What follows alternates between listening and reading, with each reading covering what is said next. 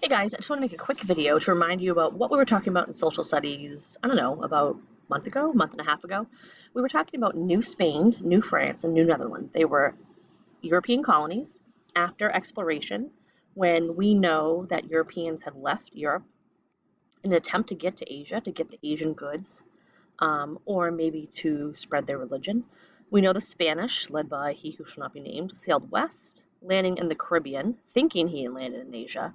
And so all of this yellow is Spain, and all of this yellow here represents what would have been areas of New Spain in North and South America. So the Spanish were the first to race to the New World and claim the land. Around the same time, or a little bit later, we had the French, right, coming, looking for that secret passage, no secret passage, Northwest Passage. And so this green represents area that we would call New France. It'd be really hard to see on this map, but if I had like a teeny tiny spot, I could show you New Netherlands. Let me grab the other map that we know from class.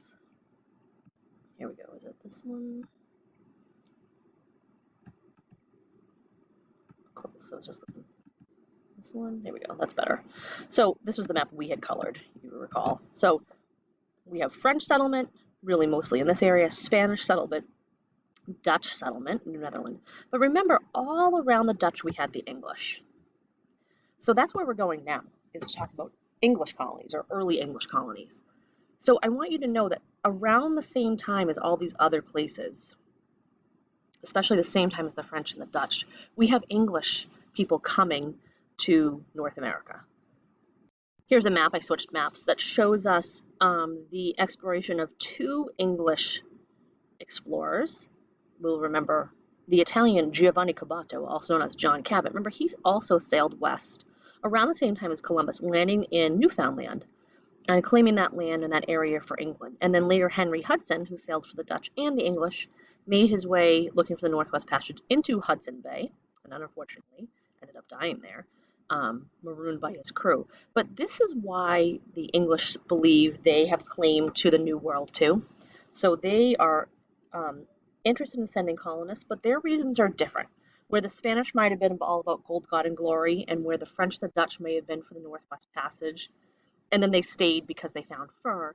The English have very specific reasons why people are coming here, and some of them you know from third grade, and some of them might be new to you. These are three people who represent different needs of the three major early English colonies. We have this gentleman here who came to Roanoke. Roanoke was on an island off the coast of North Carolina. This guy says, I went to Roanoke because I thought I would have a better life there. So keep that in mind. Then we have this guy in the middle who was coming to Jamestown. Have you heard of Jamestown? It was in Virginia. I went to Jamestown in search of gold and other riches. And then this lady here says, I went to Plymouth, hopefully you know Plymouth here in Massachusetts, to find religious freedom. So you know, and probably spend the most time in third grade talking about the Pilgrims, okay? We'll spend a little time talking about the Pilgrims. The Pilgrims did not call themselves Pilgrims, they called themselves separatists. And I want you to keep that in mind about who they are and what they were all about. Let me show you quickly a little bit of this. So we're going to be thinking about how settlers got along with natives and what they thought about owning land versus using land. This is something that we talked a little bit about with the Dutch. We'll be looking at identifying major leaders responsible for founding some of the original colonies, like Lord Baltimore in Maryland, William Penn in Pennsylvania, Roger Williams in Rhode Island, John Winthrop, Massachusetts. They're going to come up in a later project that we're going to do in maybe another month, but we will talk a little bit about this guy, John Smith in Virginia and Jamestown.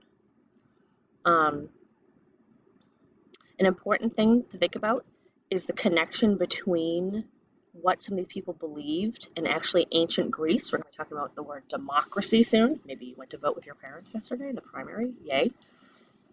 So, and they also see this word Puritan here.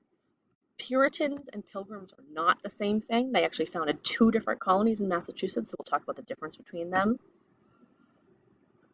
Let's put on that part.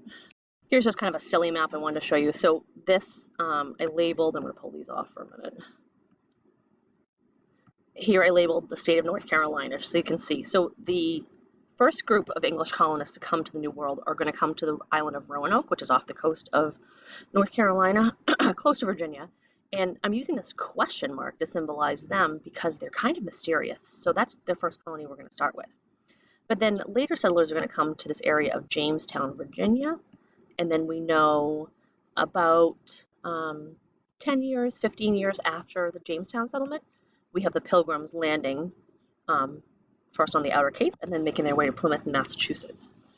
But why they ended up there is also kind of a funny story. So, anyway, this was a quick preview about early English colonies. What I'm going to have you guys do after this is probably start reading about Roanoke.